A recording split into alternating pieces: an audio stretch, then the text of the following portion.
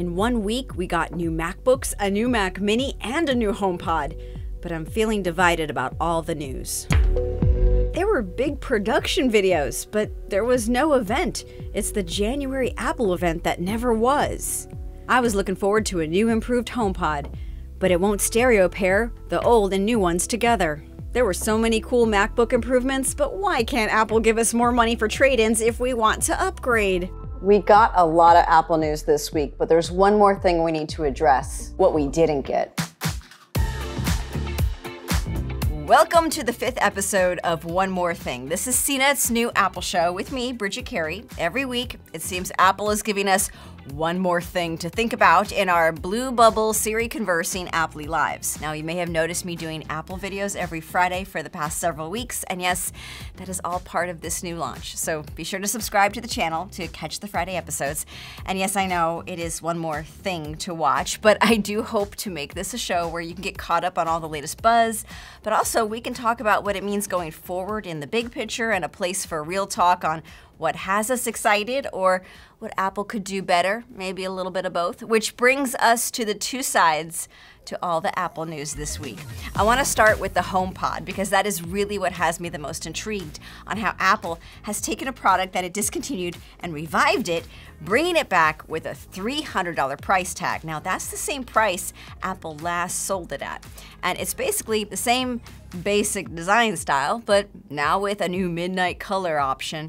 When Apple discontinued it in 2021, the company focused on the smaller, more colorful HomePod Mini, and it was a price you could stomach. It was $100. But this new full-size version is back, and it can be ordered now, and it starts shipping on February 3rd. The insides of this new model are a bit different this time. It's got a 4-inch woofer paired with 5 tweeters. The original had 7 tweeters, and it's got 5 microphones. The original had 7 microphones. Apple says immersive audio is better, and we will have to see in reviews of how Apple pulls this off, testing how fewer tweeters are going to perform with spatial audio. That's the term Apple uses for 360-degree sound effects, and that includes Dolby Atmos surround sound music that's available in Apple Music. Now, you'd want a speaker that gives you height and depth to where it blasts the sound. The new HomePod also now has the dual-core S7 processor, which you would find in the Apple Watch Series 7 that came out in 2021. Apple's speaker, it's smart enough to optimize the acoustics in real time, and it can understand its location in a room, using mics to listen for sound reflections. So Apple says it's going to adjust if the speaker is against the wall or if it's in the middle of the room.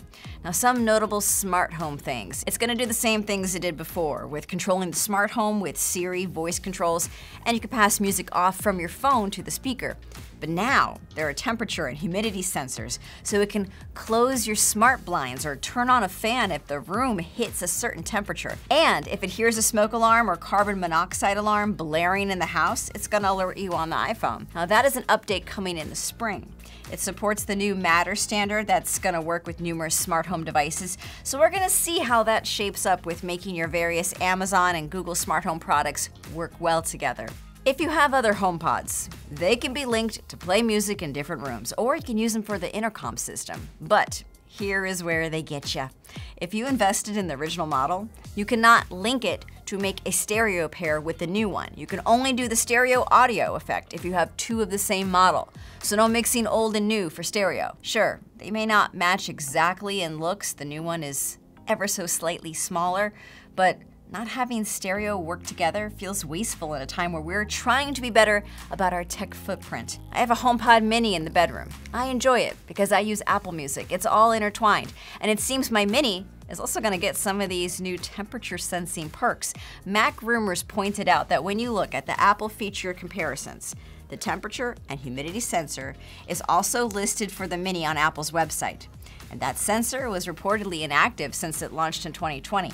So hey, I'm a Mini owner and I'm getting a new perk, but I am really curious about how much better spatial audio sounds and if it's worth investing in 2 of these new HomePods for a living room TV setup. And I can't help but wonder, if I buy one, is Apple gonna make any features incompatible for version 3?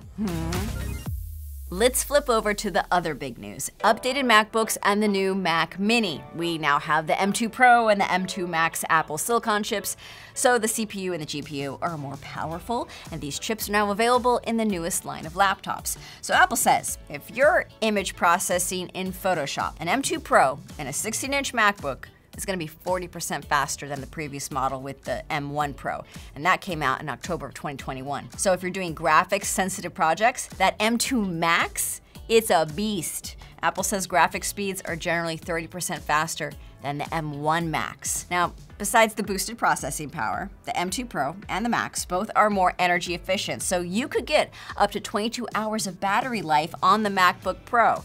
And these new laptops, they get Wi-Fi 6E.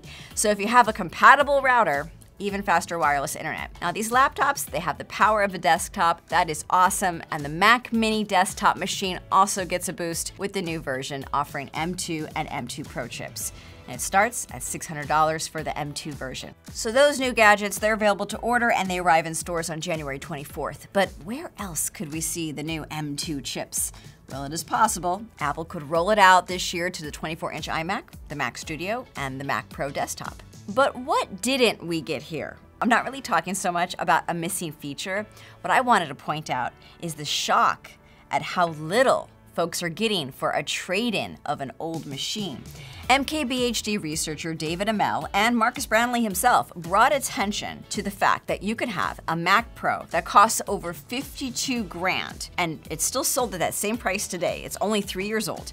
And Apple is giving $970 in trade-in value. Others also chimed in on Twitter about their poor trade-in values for MacBook Pros with M1 chips from late 2021. And Mac Rumors, it pulled in a few of these comments together from its own forums. You know, it's nice to think about how Apple is being responsible about recycling and reusing parts, but maybe it's better to sell it on your own in some cases. Now, if you're wondering, hey, this whole MacBook announcement does feel a little bit off. Well, the timing is off. These new MacBook Pros were expected to come out months ago. Bloomberg News reported in October that supply chain issues pushed this launch from last year to now. Some folks even highlighted on Twitter that the file names for these big splashy Apple videos are dated 2022. So what is that delay doing across the board? Well, I will be interested to see how this affects the launch of Apple's VR and AR headset. Bloomberg's Mark Gurman says that Apple has indefinitely delayed its AR headset. Instead, the company is going to focus on the mixed reality headset coming later this year. The usual rhythm of Apple things is off for 2023, so you gotta stay on your toes. What about this product news is giving you mixed feelings? Sound off in the comments. I'm Bridget Carey. Catch you next time.